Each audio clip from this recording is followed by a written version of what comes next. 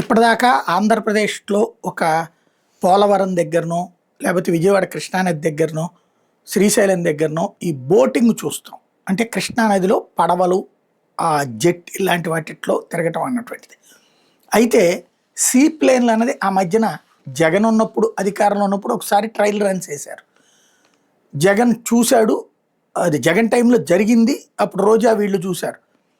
చంద్రబాబు గారు అధికారంలో వచ్చాక ఆ సీ ప్లేన్‌లో చంద్రబాబు గారే ప్రయాణించారు. లైక్ విజయవాడ కృష్ణానది దగ్గరే బయలుదేరి అటు శ్రీశైలం దగ్గర దిగి అక్కడి నుంచి చూడటం. అప్పుడు అనుకున్న సీ ప్లేన్ ప్రాజెక్టుకి కేంద్ర ప్రభుత్వం అంటే ఇక్కడేంటంటే రన్‌వే లాగా కట్టాలి, జెట్టీలు కట్టాలి. ఒకేసారి 2 రకాలు కట్టాలి.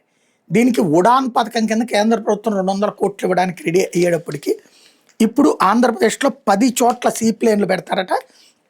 విజయవాడ, శ్రీశైలం, తిరుపతి, సూర్యలంక, గండికోట, కాకినాడ, విశాఖపట్నం, అరకు, జోలావుట్, లంబసింగి, తాజంగి రిజర్వాయర్ దగ్గర, పోలవరం దగ్గర పెడతారట.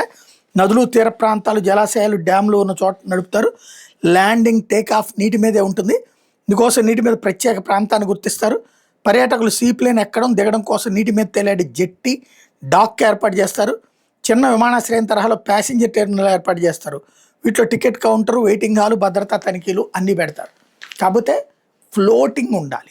ఇప్పటికీ మనకి ఇక్కడ ఉన్నటువంటి ఈ ఏది సాగర తీర ప్రాంతాలు అంటే విశాఖపట్నం లాంటి చోట్ల కావచ్చు, ఇక్కడ కావచ్చు, ఎగబడి జనం రావట్లేదు.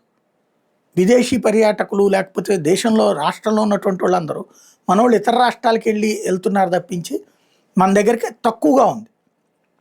ఎక్కువ జనాలు వస్తే కానీ అక్కడ గిట్టుబాటు కాదు. ఇప్పుడు మన పడవలు నడిపేటటువంటి వాళ్ళ వరకు సరిపోతుంది. విశాఖపట్నం విజయవాడదైనా, పోలవరం దగ్గరైనా ఇట్లాంటివన్నీ కూడా. అలా కాకుండా ఇట్లాంటి వాటిలో అంటే వేలల్లో టికెట్లు అవుతుంది. అంత ఖర్చు పెట్టగలిగేది రోజుకి వేలల్లో ఖర్చు పెట్టగలిగేయాలంటే వేలల్లో సంపాదన ఉన్నటువంటి టూరిస్టులు ఆంధ్రాని డెస్టినేషన్గా ఎంచుకోవాల్సి ఉంటుంది.